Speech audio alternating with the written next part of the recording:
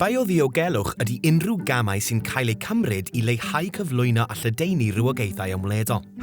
Yn nodweddiadol, mae'n ymwneud ag arferion syml fel glanhau offer, cerbydau ac esgidiau rhwng safleoedd i leihau symud rhywogaethau ymledol.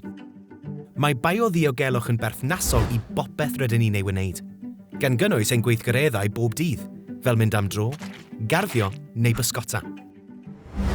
Gall rhywogaethau ymledol lledaenu naturiol neu drwy fodau dynol. Mae gwasgaru naturiol yn digwydd drwy wynt, dŵr a bywyd gwyllt, enghraifft adar yn gwasgaru hadau. Gall hyn fod yn anodd ei fonitro a'i reoli. Gall bodau dynol lledaenu rhywogaethau ymledol mewn sawl ffordd, ac, yn aml, gallwn ni cludo'n gyflymach ac ymhellach.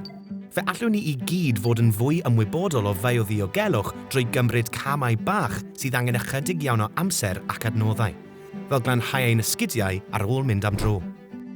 Yn gyntaf, edrych. Edrych ar eich sgidiau am unrhyw ddeunydd planhigion neu anifeiliaid. Yn ail, mae golchi. Golchi eich esgidiau yn drylwr. Gwnewch yn siŵr eich bod yn rhoi sylw i unrhyw ardaloedd llaeth ac anodd ei gyrraedd. Ac yn olaf, sychu. Sychwch eich sgidiau am gynhired a phosib. Gall rai rhywogaethau ymledol oroesi am fwy na pythefnos mewn amodau llaeth. Cofiwch, nad oes unrhyw ymrwymiad yn rhy fach. Edrychwch ar pecyn adnoddau i gael ragor o wybodaeth am biodiogelwch a sut gallwch chi helpu i ddiogelu ein hamgylchedd drwy atal lledaeniad rhywogaethau ymledol yng Nghymru.